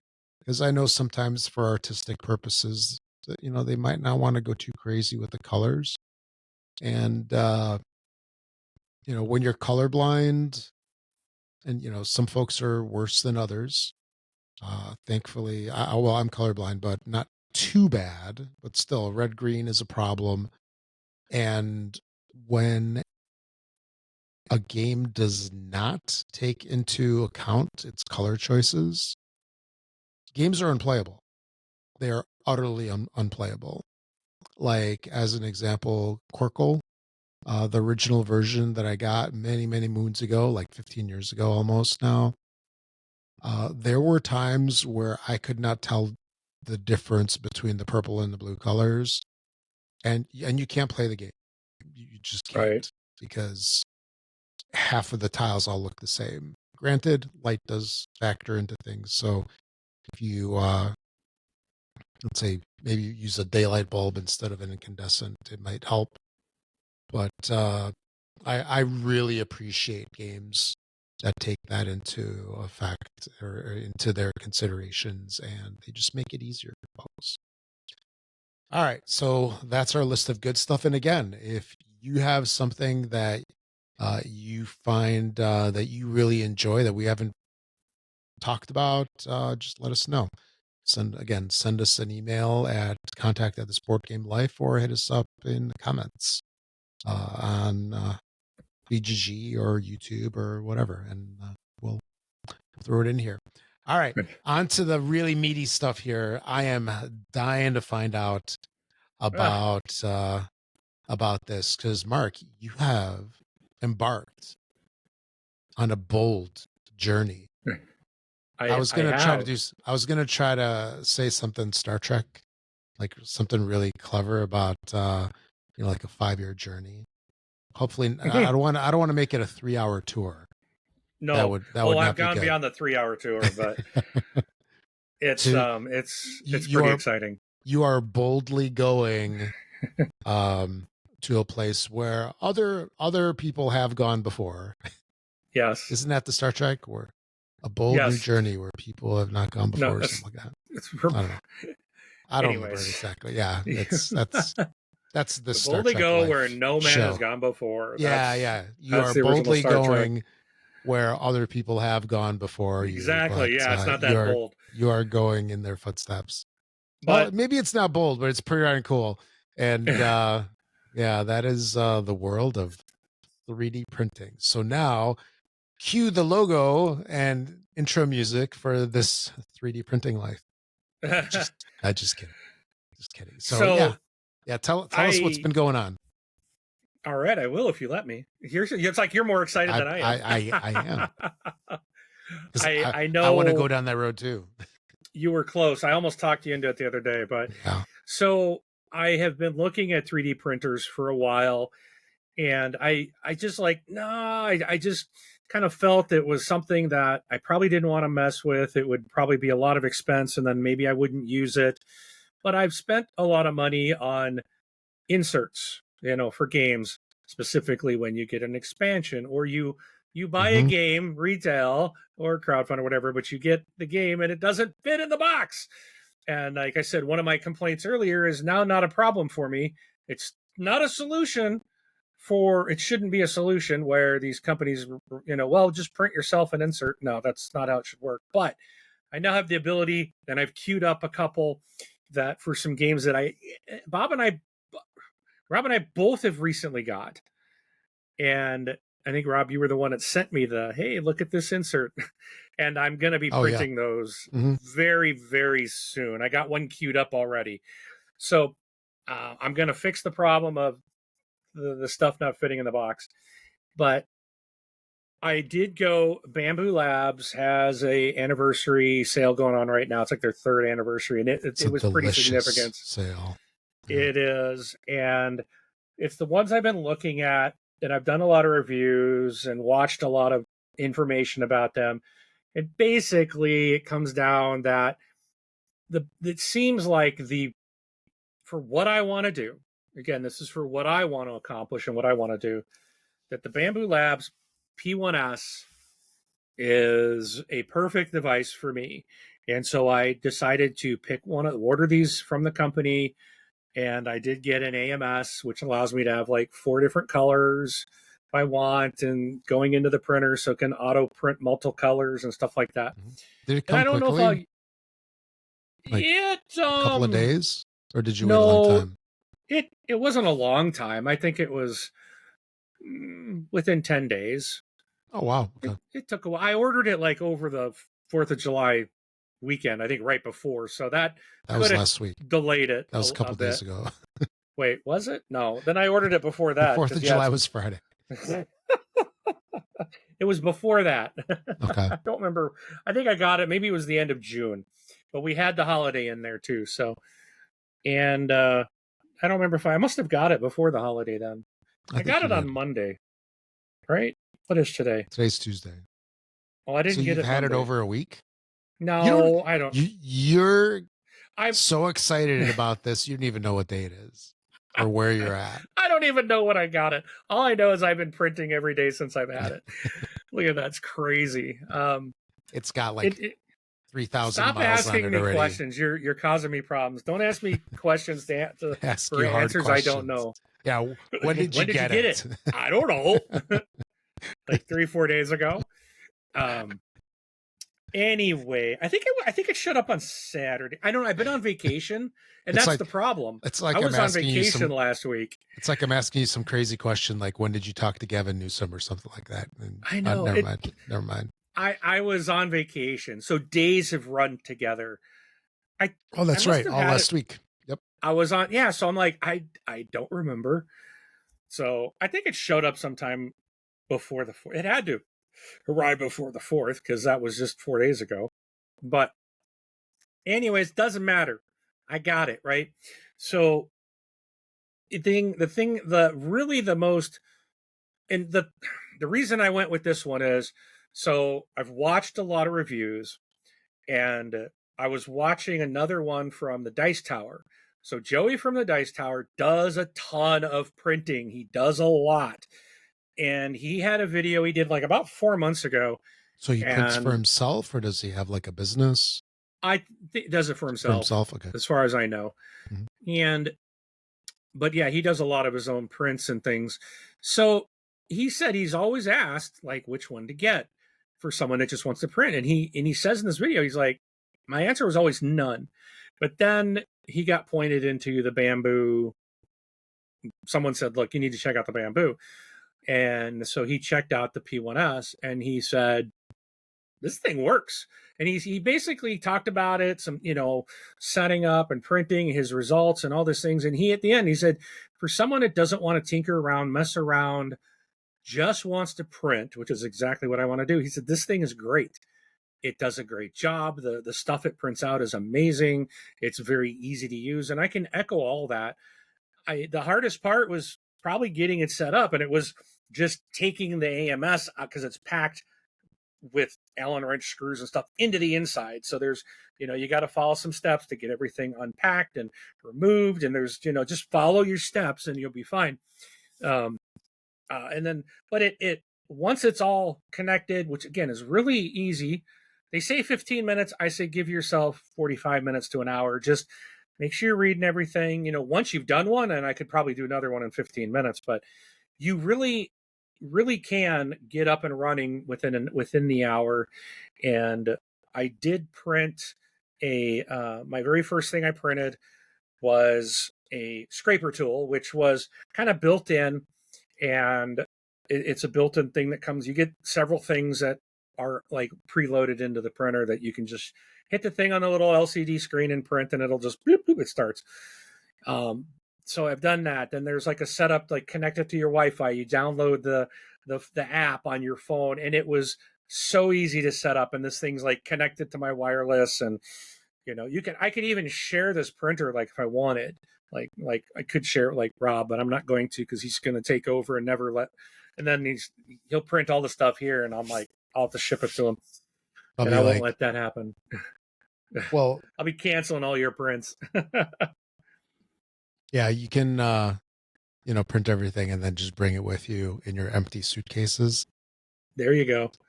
For Gen Con.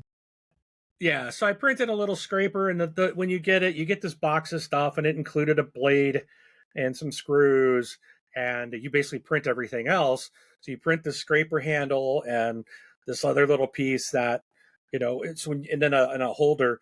So you print these things out. It prints them all out. You take it out, and you put the screws in, and like I got this scraper, which is great because I can, use it on the plate. So if there's remnants of anything left over, then you can just scrape it right off, which is awesome. So I'm like, hey, I just made my own tool. The very first thing I did was printed a scraping tool, which works great. Then I did an insert for a game. So right now I think I have printed 3 or 4 inserts for different board games. So I did things like Rock Hard 1977, which has nothing.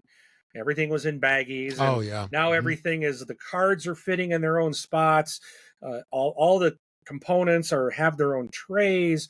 The players, all their pieces go into their own little trays. I can just pull it out and hand it to them. I don't have lid lift anymore on this box, which nice. I had quite a bit before.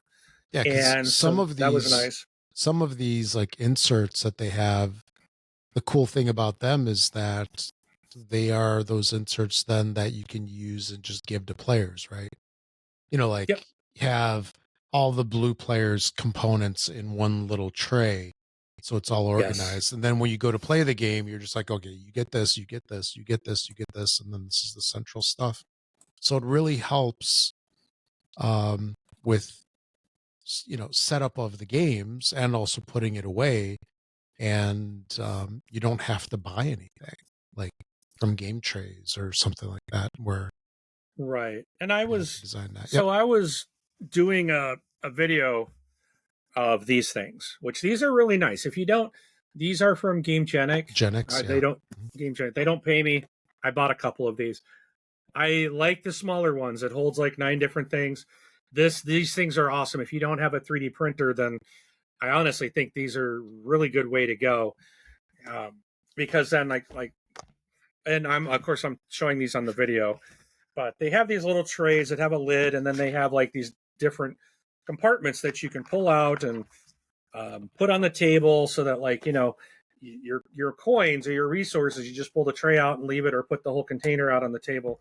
But it has a lid, and everything goes back easy peasy. So now I don't have to buy those. I can just print things like this that will go into them, and that's kind of the main reason I bought a printer, was I wanted to print inserts. A lot of and I was spending money. Sometimes I'd pay as much as I did for the game just for an insert, and it's like that Yep. gets expensive. So now I can print them for a lot cheaper. Yes, I got to buy the printer and I got to buy all the filament, but in the long run, if I'm going to be printing stuff, which I'm going to be printing a lot, then it will eventually pay for itself. So then I printed and up. then also, just to chime in one thing too, is when you have inserts, usually you're going to get either the foam core ones, which are they're a little annoying sometimes, and you have to glue them or tape them or something like that, and Yeah. they also take up so much room, right, because Yeah. of the thickness of the foam core. And when Yeah. you have the laser cut wooden ones, those add so much weight. They'll sometimes Yeah. double the weight of the box. So the nice thing about having what do they call it? PLA, Yeah. right? That's the filament. When you have those, they're not that heavy, right? So they're Right. thin, so that kicks the butt of the foam core, and it's light, And it's which durable. yeah, as well. Mm-hmm. Yeah. It's going to last. So I will say this thing's incredibly easy to print.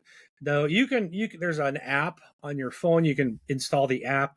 You can print right from the app directly to the printer. Oh, that's cool. You can also, what I love on here, it's kind of neat. It's a gimmick, but you can pull up, it has a camera inside, and you can look at your print job. So I'll often look at my phone, I'll pull up the app and see what the status of my print job. It tells me how much time's left, what the percentage is, but I can also look at the camera, and it'll show me the print going on in the thing. And if you see that for some reason it's failed, then instead of letting it continue and waste all the filament, you can stop it and cancel that print so that you're not wasting it. But I will say, so far I have printed, I think, 3 different game inserts. I have printed the scraper handle. I have printed this large, we can call it a poop bucket. The when you do multicolor printing, there is a spot on the back of this printer where it has to clear out when it's done printing red and it needs to switch. It has to clear the red filament out, and so that gets it shoots it out the back. So you got to have like this little bucket to catch it. And I printed my bucket with this thing, and it was designed for this. It wraps right around the side, so I can see it.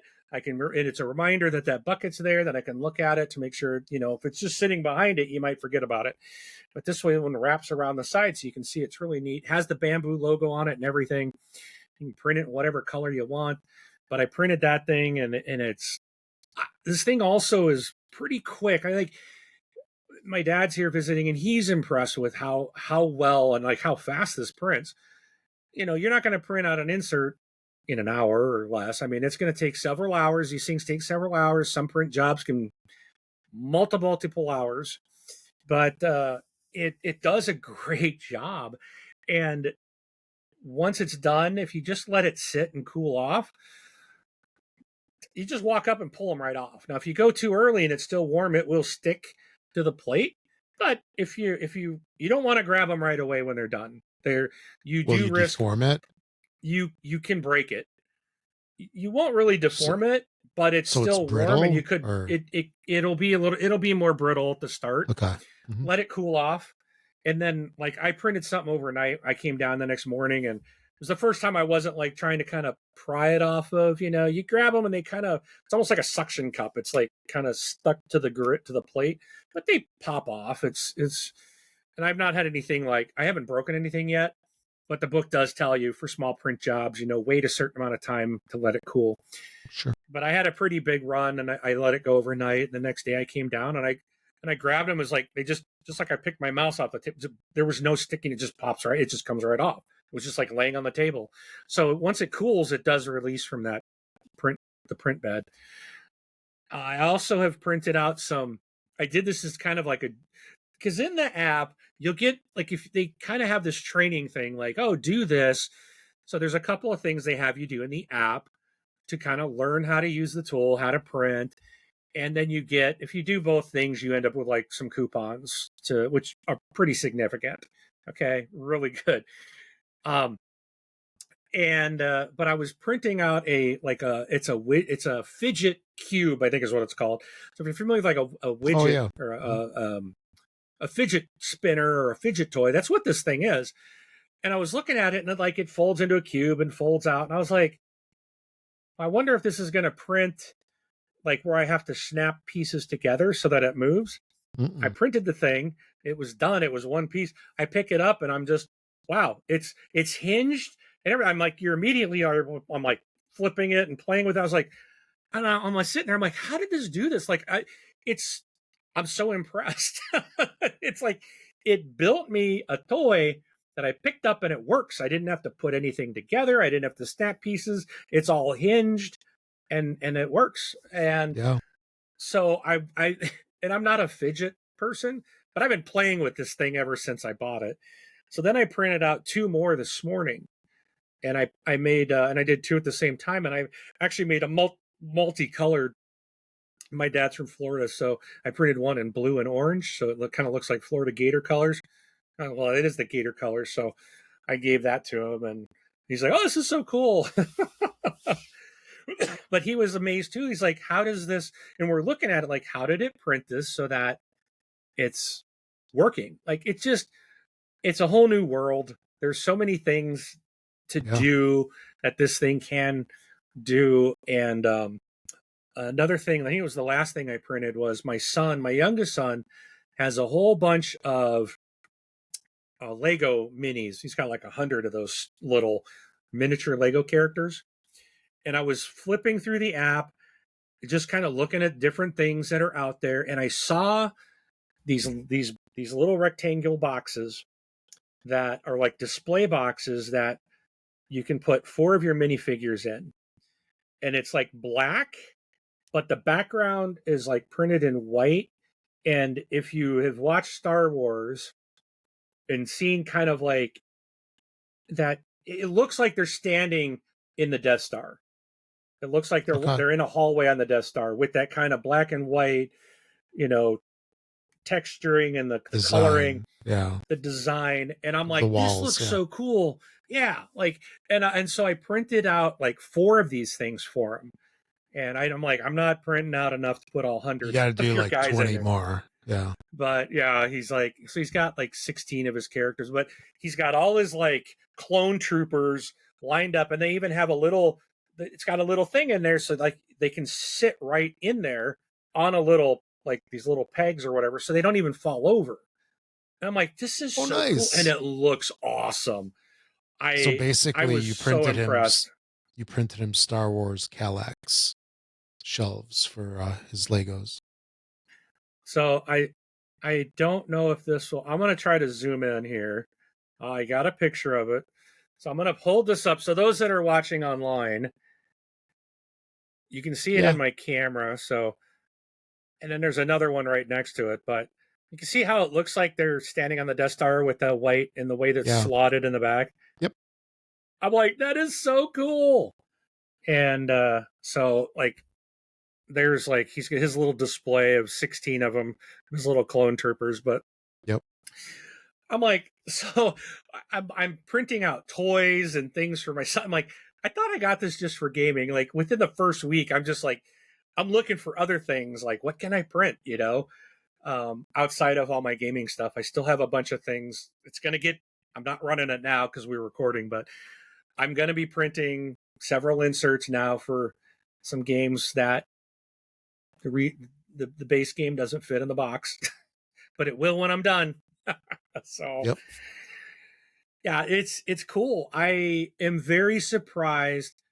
I have had, knock on wood, I have had no failed prints at all. It has worked. Everything has turned out perfect from the very first print. And I am absolutely blown away by how easy it is. There is also I think it's called Bambu Studios. There's an application that you can put on your computer, and you don't have to know how to design anything. That's another thing. So if you're avoiding 3D printing because you're like, well, I don't know how to make stuff, you can go. So Bambu Labs also connects into Maker's World, which is a site you can go into Maker World right now and just look at all the different models. And you're downloading STL files. You're just downloading them and then you're putting them into this Bambu Studio. Mm-hmm. And then you're basically selecting colors, and that's about it. You're just like print.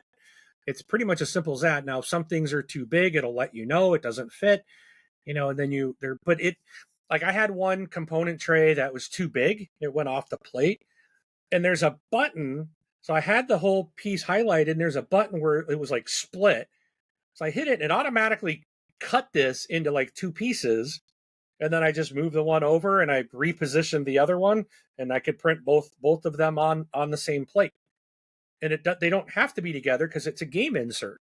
They're still going to sit next to each other, but to print the software is like, oh, I'll split this so that we can fit it on the bed and print. I'm like, this is so cool. It's been extremely easy, and I'm absolutely like hooked on this. And it's like I can't wait to print the next thing. It's so fun to do. So, and So I don't like get paid. Nothing like from Bambu. Bambu's not supporting us. if you you're going to be supporting Bamboo. It's the other way around. Oh yes, I am. Unless you switch to a different filament supplier. But when you have let's say you're printing an insert and the insert has, I don't know, like 6 or 7 trays, would you want to print like, let's say, all 6 or 7 tray components all at the same time if they fit on the bed? Yeah, yeah, you Or can. yeah. It'll take longer. I mean, the more stuff you print, the longer the print's going to take. But I will take, because some things you can't, because of the size or the shape Right. of things. Mm-hmm. You can't put like an entire insert. You're gonna have to make. I've had some games where I've had to do 3 separate runs, or three runs total to print, 3 different print jobs to get everything. And um, but yeah, I mean, some things might take a couple hours. Some might take Mm-hmm. 7 hours to print. It depends on what you're printing. If you're printing in one color, if you're printing in multiple colors, it's going to take longer to do that. But this thing is pretty quick. Like we're watching it, just like this is it. I'm like, I can't believe how fast the print head's moving inside this printer. Yeah. It's pretty impressive, but it is time consuming. It takes time. It's going to be something that you're going to set up. And again, you go find a file like on Maker Lab or Thingiverse. You find what you want to print, and you just download the STL file. So if you're doing it from like Thingiverse, that's not tied into the printer. So then I just download the STL file. I go into the studio on my computer and I import. You unzip the files and then you import, and you go into that folder and it's like, well, here's the player tray, here's the card tray, here's the money tray, here whatever they've named it, and you select it and it pops in, and then you can go great import another one, and yep, these will fit. You can move them around on the bed so you can get more things on to the print at once. And then once you've got everything in there, you hit preview and it tells you how long it's going to take. You can select which color. If you got an AMS with multiple colors, you can say just print everything here in white or black or red or whatever color you want.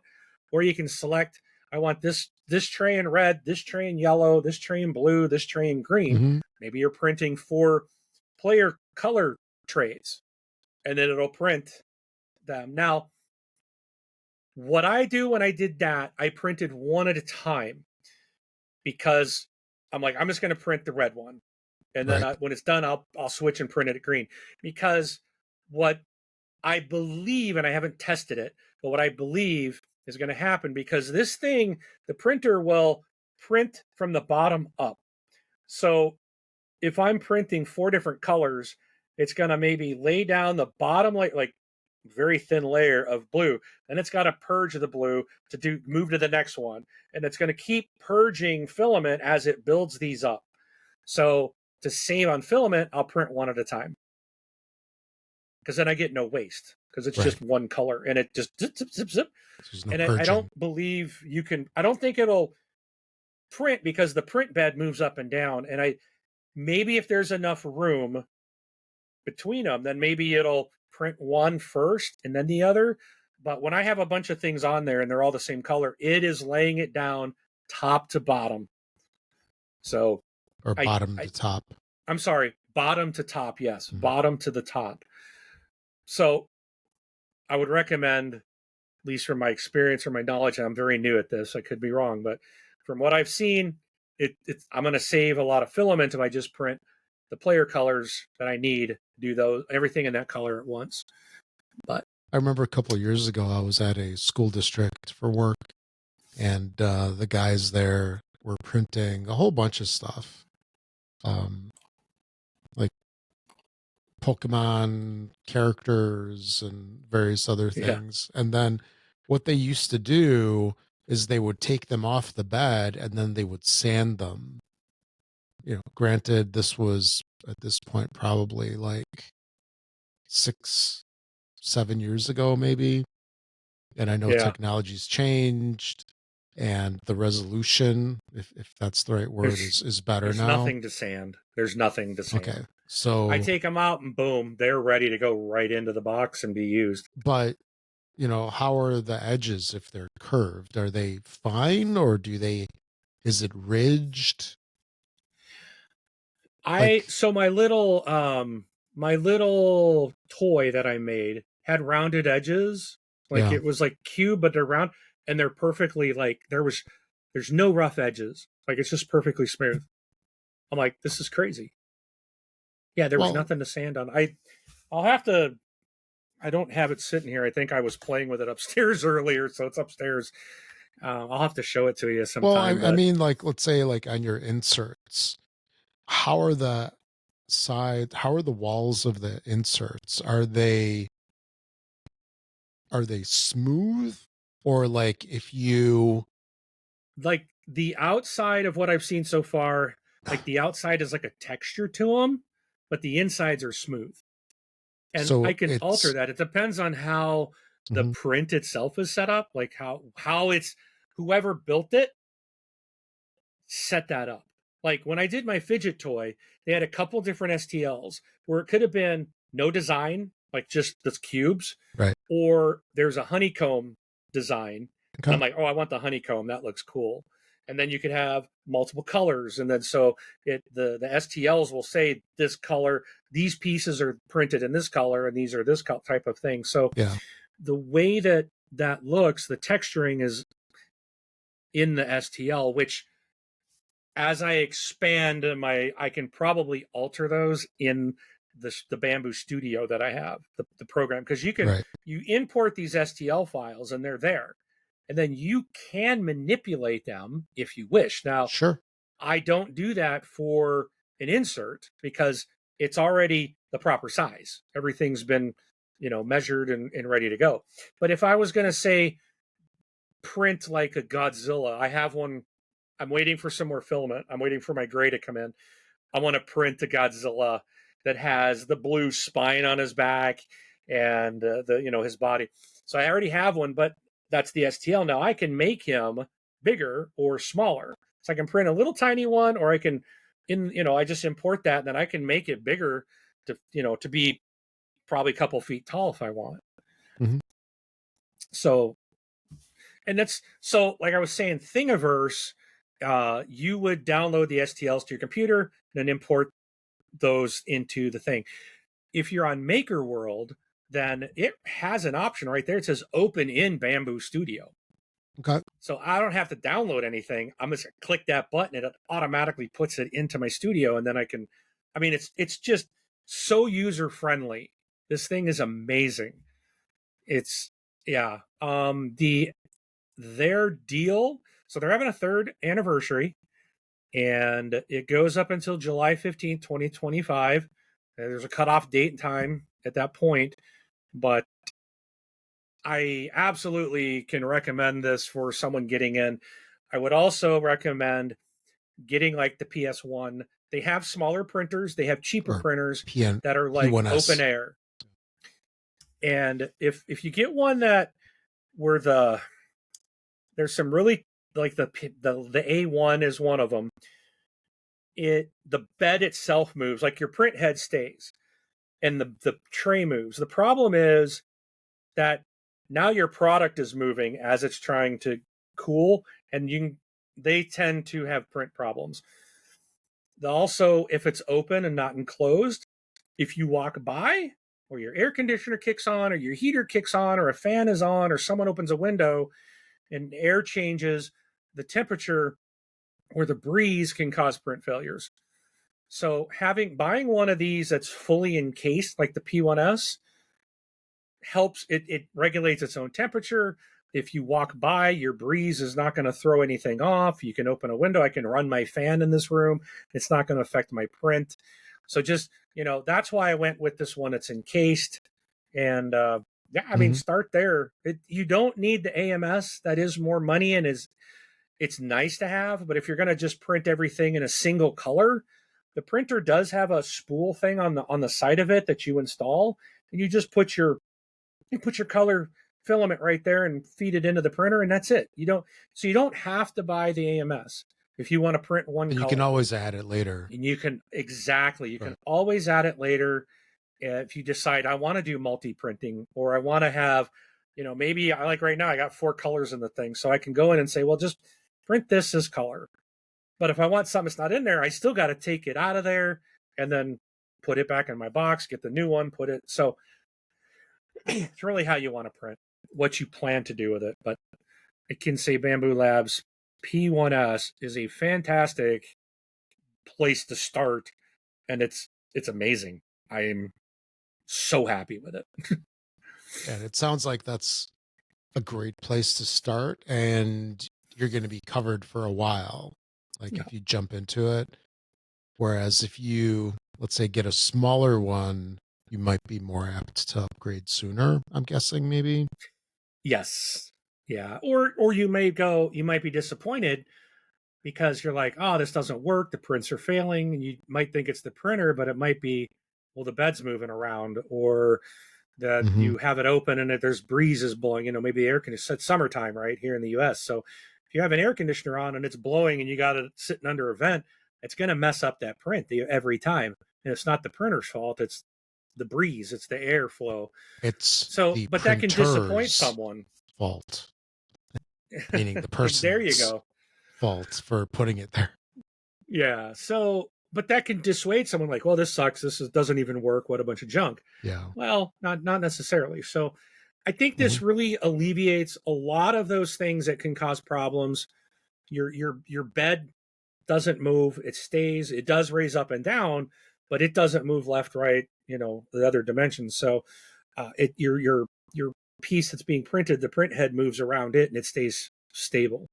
And so far, like I said, I've done a lot of different printing in just a few days I've had it, and I am like wowed. I am so impressed.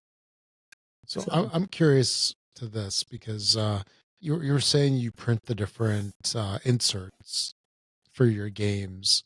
and they might have little trays, etc. How easy would it be to have your STL file and then you just adjust it slightly? So let's say you have this little tray and you have it emboss the word coins on the inside so you know what to put in there. Like, is that difficult? Is that easy? That I don't know. I've seen some where it's already there. I've Yeah. printed one that had like the 10, the 5, the 1 already cut out, like, right? So that there's a little indent embossing, if you will, Oh into yeah. the tray. Yeah, because I guess you So could go negative or you could go positive, right? So yeah. yeah. And you can even make the positive, you can make it a different color if you wanted. Yeah. And you could do that with the negative too. You could print, like, if say your insert's black, you could make those little embossings like white Sure. so that then stands out. I mean, you can, or whatever colors you want. But yes, you can do that. Now, as for if I get an STL file that doesn't have that and me altering it, that I have no idea. I know you could do it. I just don't have that knowledge or skill level yet. Yeah, you haven't done it. I haven't done it. Yeah. I would imagine it. So I imagine that using this is kind of like using a CAD program from back in the day. Because they used to, I yeah, remember I went through a couple of classes in college and high school on how to use that stuff. So it's got to be something similar, probably just way yeah, easier. Uh, it's even yeah, than it was, or if you know SketchUp or something like that, for designing things, then it's probably not too bad. But yeah, that'd be an interesting thing to find out. I might look into it you for when I buy should. one because I get so incredibly jealous of all the cool stuff that you're doing, and I want a piece of the action too. Well, my buddy here that is in my game group, he has a. I'll put it this way: he's retired, but He's got a bunch of 3D printers. He has 11 printers in his house, Oh wow! and he does this. This I think is what he's retired. And he does this now. Like he prints for all kinds of stuff and people. Oh, like He Etsy picked kind of up stuff. he picked up Or, 4 more P1Ss himself the other day. oh wow! Yeah. I was like, dang, man. So he's got like 15, and it looks like a bunch of his stuff. I know he's got some other stuff that are like bigger beds so he can print Hmm. bigger stuff, but he picked up 4 of these things. So Yeah, and this is what he does. So yeah. I've seen stuff he's on Instagram where people have like little keychain things, little figures or whatever, and they sell them on Etsy, and they'll just have a printer that prints like 25 of them on the yep. bed all at once, and they just take it off the bed and they just like dump them Throw it into a in. bin. Yep. Like, yeah, we needed more of this one. And it's like some frogs or something for this particular video. But yeah, that's a business. It is Yep. a legit business. Bye bye, Meeple Source. Yeah, yeah. You're not getting me this year at Gen Con. I'll be like, oh, that's nice. I think I'll I print it bet they myself. will. I bet they're still gonna get you. Probably. But I got one of their I got their Wormspan Dragon first player marker sitting right here because oh yeah, this actually didn't fit in the box because this is like crazy big size. yeah. So and this Wormspan is one of the things that doesn't have any inserts. I printed an insert for it, and my big player marker doesn't go back in. Nice. So Yeah, so the next thing then for you is to print maybe some a, components. a small. I need to print a small dragon first player marker that will fit. This thing's just way too big. I got a spot for one. It's just this is too big, so Hmm. I need to print a small one, which I'm going to do. So that's pretty cool. Yeah. Would you say this is one of the coolest toys that you've gotten recently? Yes. Yeah. Yes. Yeah. That fidget toy and that. I mean, the inserts are nothing new. I mean, I've used them. I bought them. That's fun. But printing out, I'm sorry, the scraper, the poop bucket, like this big bucket that is designed to go wrap around the side. It seems so stupid, but the little fidget toy and those little boxes for my son for his Lego guys. I'm like, that looks so cool. It's just like, this is fun. I'm going to be doing a lot more with this printer than I actually expected to do, which is cool. Like, that's awesome. So you're just discovering all the possibilities. It's a very neat world. And there's a lot of possibilities, a lot of creative people. Like, it just amazes me how you pick a game, whatever it is, just pick a game and then you do a search on like Thingiverse or whatever. And then you find, oh, somebody printed an insert, somebody created an insert, somebody created, replacement components, first player thing, or little doodads to help improve quality of playing life or whatever. Yes, exactly. And yeah, it's a lot of creative people, and it's awesome that they're sharing it. But I think that's it. I know we're running long. Yep. We went longer than we wanted to, but I appreciate the time. This was so much fun to talk about, and absolutely. I will. I'll share more in the upcoming podcast. Yeah, and maybe we can do an update this fall after you've had it for a couple of months, and I'm sure you're gonna talk about stuff in the interim, just because it's cool. I will do probably some videos on YouTube. So I did do an unboxing, but I scrapped the video.